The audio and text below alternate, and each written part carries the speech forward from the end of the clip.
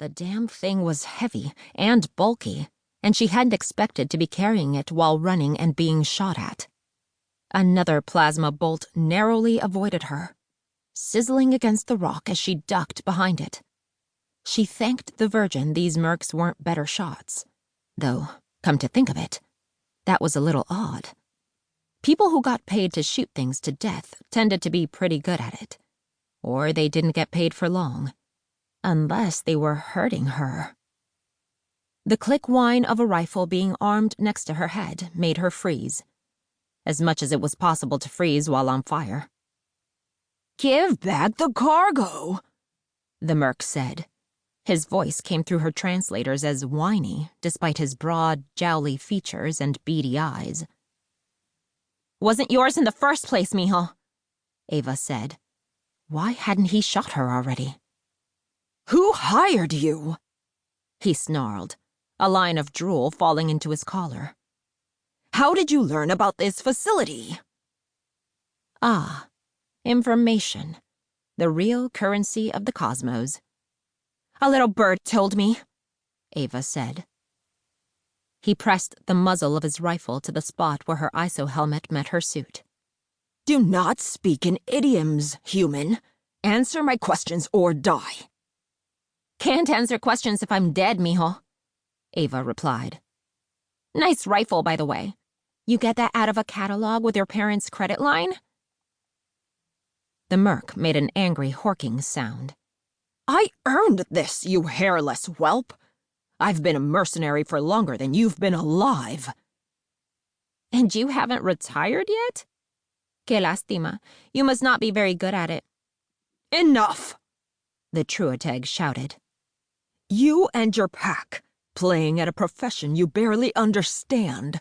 It makes my testicles itch." Eva almost snarked at that, but something moved behind the merc, the palest of shadows, silent as snow. "When I was your age," the merc continued, "we had respect for our elders. For the mercenary code, you don't even have a proper uniform." "Times change," Eva said. "Oye, could you hold this for a second?" She thrust the package at the merc, who grabbed it reflexively.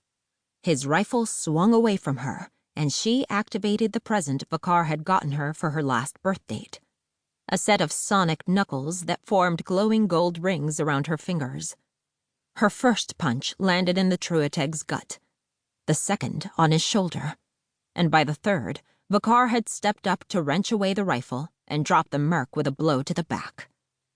Eva deactivated her knuckles and took the stolen package back, giving the half-conscious Truoteg an extra kick in the junk for good measure.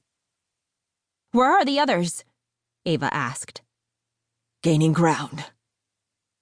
Vakar took the package from her, nearly invisible, as his shiny metal armor reflected the whiteness of the not snow around him. "We should complete our evacuation." "Did you sabotage their ship like I asked you to?" "I would have reached you sooner if I had not," he replied. "Their navigation systems will be installing a false software update for the next half cycle at least." "Dios mío, that's evil," Eva said, grinning. "Vámonos. Let's get out of here before I turn into carne asada." "Location?" she pinged at Min. "Look up," came the pilot's reply. La Sirena Negra roared in, its dark hull obscured by the methane snow coating the shields. Min brought the ship to a stop so that it hovered a meter above them, breaking some of the stone spires in the process. Eva and Vakar raced over to the emergency hatch. "You first," Eva told Vakar.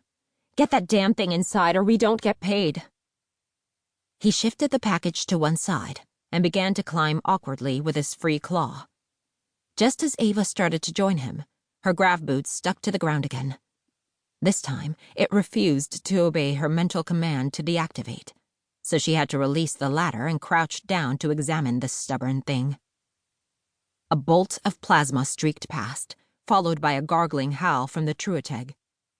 Coño carajo, Eva thought, staying low and frantically jabbing at the manual release on the outer sole.